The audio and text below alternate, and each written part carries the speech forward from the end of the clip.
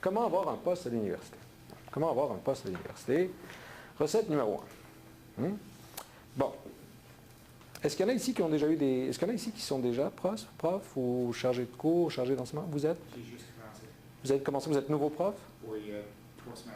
Oh, félicitations. C'est bien nouveau. Où vous êtes? À Memorial. À Memorial? OK. Vous êtes donc professeur adjoint tenure track? Oui. OK.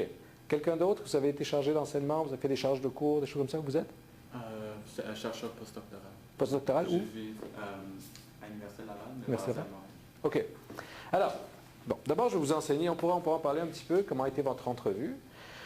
Je peux vous dire, je peux vous dire tout de suite que je vous encourage d'abord à postuler quand vous êtes prêt. Et je vous préviens tout de suite, c'est rare qu'on ait un poste à la première entrevue parce que c'est une expérience, les entrevues. Et je vous encourage à en faire parce qu'à un moment donné, on acquiert aussi une certaine expérience. On est nerveux, on ne sait pas quoi dire. Puis au fur et à mesure, on comprend un petit peu ce qu'il faut faire pour avoir un poste. Et une entrevue, c'est un art en soi. Maintenant, vous avez postulé. Alors, vous attendez impatiemment qu'on vous appelle. Vous ne recevez pas de coup de téléphone ou de lettre. Personne ne vous garde sur la liste courte. Pourquoi? Je vous dirais les éléments importants. La première chose qu'on va regarder, bon, évidemment, on regarde le CV. Je vais vous expliquer un petit peu plus le CV. Mais la chose qu'on regarde le plus, c'est souvent les lettres de recommandation. C'est vraiment très important. Ouais, lettres de recommandation de vos profs qui disent oui, X, Y, Z est extraordinaire, ou X, Y, Z est pas mal. Envoyez ça, tout de suite, vous mettez le CV de côté. Donc la lettre de recommandation, elle est fondamentale parce que c'est la personne qui est garante de vous. On ne peut pas tout voir dans un CV. Ça, c'est la première chose. La deuxième chose, c'est que depuis une dizaine d'années, les enchères ont beaucoup augmenté. Donc, on embauche des profs, on est beaucoup plus exigeant aujourd'hui à embaucher des profs qu'on l'était il y a 10 ans, moi, quand j'ai commencé à Concordia. Pas parce qu'on veut presser le citron, mais parce que tout le monde devient de plus en plus fort. Donc, évidemment, le plancher monte, alors on augmente nous aussi. Donc, tous les CV sont très bons. Tous les CV sont bons. J'en ai vu des centaines de CV. Je vous dirais que là-dessus, l'immense majorité sont très bons. Il faut donc que votre CV soit très bon. C'est-à-dire que vous avez déjà le doctorat, vous êtes en phase de terminer le doctorat, vous avez des publications, vous avez fait des communications, vous avez participé à des trucs. Bon, ça, il faut l'avoir. Mais tous les CV finissent par se ressembler. Donc, tout le monde a eu un CRSH, tout le monde a fait ceci, tout le monde a publié là, tout le monde est allé au Congrès des sciences humaines et sociales, tout le monde a fait, si vous êtes québécois, vous avez fait une présentation à l'ACFAS, blablabla, tout le monde a ça. Qu'est-ce que va chercher un département? Qu'est-ce que va chercher un groupe, un comité de sélection? C'est quelque chose de différent. Si vous êtes original, si vous vous démarquez, si vous avez fait quelque chose qui enrichit votre CV, les gens vont s'arrêter et vont dire « Oh, c'est intéressant ». Je me suis arrêté à des CV, bon, j'étais directeur du département d'études françaises, je me suis arrêté à des CV parce que les gens avaient un diplôme en musique. On a embauché un professeur chez nous. Bon, évidemment, il avait un très bon CV, mais qu'est-ce qu'il a démarqué des autres? C'est que, vous avez trouvé ça rigolo, c'est quand il était un peu plus jeune, il n'y a pas si longtemps, parce qu'il était très jeune quand on l'a embauché à 30 ans, il avait 30 ans, mais quand il avait 5 ou 6 ans auparavant, il faisait partie d'un groupe de musique punk. Ça nous a intéressés.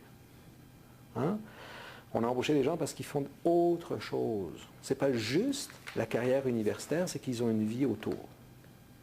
Et ils ont fait preuve d'originalité. Ils se sont démarqués.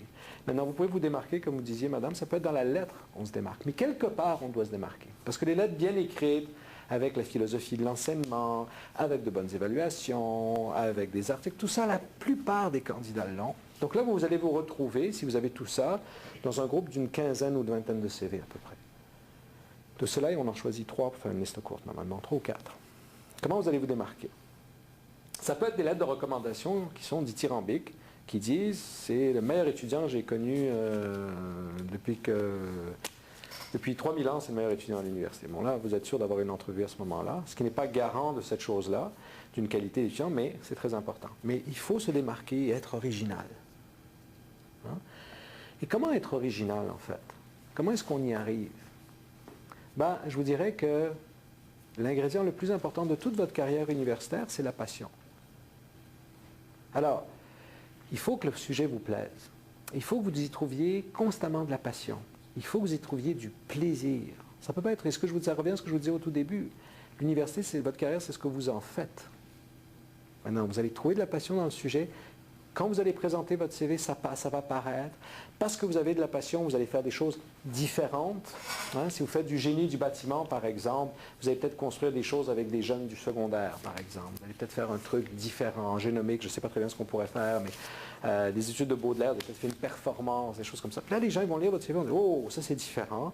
On voit de la passion, on voit de l'originalité, ça se démarque des autres. » C'est vraiment le cas aujourd'hui. Regardez comment vous avez choisi votre université pour faire vos études doctorales. Hein? Oui, il y a des universités au Canada qui ont de meilleures réputations que d'autres. C'est sûr que McGill a une meilleure réputation que Concordia. Mais dans les faits, par exemple, ou que, évidemment, l'Université de Toronto a une meilleure réputation que York, mais dans les faits, vous avez à peu près le même enseignement. Donc, ce qui fait à un moment donné que vous choisissez une université pour l'autre, les réputations font partie de ça, mais c'est à un moment donné le programme qui vous attire. Il y a quelque chose que vous aimez dans le programme. Vous avez choisi un programme de doctorat X, Y, Z, parfois, souvent pour la réputation, mais aussi parfois parce que, oups, c'est une orientation que j'aime, ça se démarque, c'est différent. Si vous voyez, par exemple, sur un site web que l'université X a un PhD en, je ne sais pas moi, en études françaises, oui, il y a tout ce qu'il faut, il y a les profs, il y a les cours, il y a la thèse, il y a les examens, mais c'est emmerdant ce truc-là. Vous allez trouver quelque chose de plus approprié. C'est exactement la même chose qu'on fait avec des candidats. Tout ça aussi. Donc, tout ça pour dire la chose suivante. C'est un équilibre, être à l'université, vous avez parlé tout à l'heure de ne pas être cynique. C'est un équilibre très fin être prof. Et c'est un équilibre très fin être étudiant comme vous l'êtes au doctorat. J'imagine que vous êtes la plupart au doctorat. Entre ne pas être cynique, être passionné et jouer le jeu. Alors, vous devez aussi quelque part jouer le jeu. Vous ne pouvez pas dire « je ne fais jamais de communication » parce que les colloques, ça m'emmerde. Vous ne pouvez pas dire « je n'écrirai jamais d'article parce que je veux me concentrer sur un grand livre que je vais écrire dans ma vie » ou un grand article sur tension. Vous ne pouvez pas faire ça. Il faut accepter les règles du jeu. Les règles du jeu, c'est que vous devez produire. Hein? Maintenant, c'est ça que je veux dire, c'est un équilibre fin entre produire et il faut le voir comme un devoir. Hein? C'est un devoir que vous devez faire régulièrement. On vous demande vos devoirs. C'est un équilibre fin entre produire et à un moment donné devenir une machine à production qui produit n'importe quoi. Il faut faire un équilibre fin entre se dire « je dois faire ça parce que ça fait partie de mes responsabilités » et devenir cynique. « Ah, on sait bien que blabla. Hein? » Alors, la société, l'université, vos collègues, hein, la communauté s'attendent à ce qu'il y ait une production. Vous devez donc la faire, cette production-là, vous n'avez pas le choix. De l'autre côté, vous devez être honnête par rapport à vos principes et continuer dans les choses qui vous plaisent, continuer à avancer avec des idées qui vous intéressent et dans une discipline et dans une façon de faire qui pour vous est enrichissante. Parfois, oui, vous allez devoir, on va vous demander d'écrire un article, on va vous demander de faire une communication et vous allez trouver, ah, j'ai rien à dire, ah, ça m'emmerde, je suis fatigué. Oui, vous allez devoir le faire quand même. Comme vos étudiants. Les étudiants n'ont pas toujours envie de faire les travaux que vous leur demandez, mais quand c'est le temps de la remise des travaux, c'est comme ça. C'est la même chose. Et c'est la même chose qu'un étudiant. Vous dites aux étudiants, faites X, Y, Z, mais vous ne dites pas aux étudiants, vous avez certainement déjà dit à vos étudiants, ne travaillez pas juste pour les notes. Vous travaillez pour votre connaissance générale, vous travaillez pour comprendre le monde. Oui, les notes font partie de ça.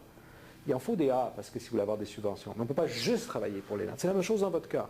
Oui, vous devez produire, mais vous ne pouvez pas faire toute votre carrière autour de ça, parce qu'en bout de ligne, vous devez avoir produit une connaissance. Il faut avoir une passion pour la connaissance. Hein? Donc, c'est un équilibre très fin. Tout ce que je veux dire, c'est que si vous êtes lucide par rapport à ça, vous ne deviendrez pas cynique. C'est un piège dans lequel la majorité des universitaires tombent, c'est dans le cynisme. Il faut faire très attention. Alors, vous avez un CV différent et original. C'est la première étape.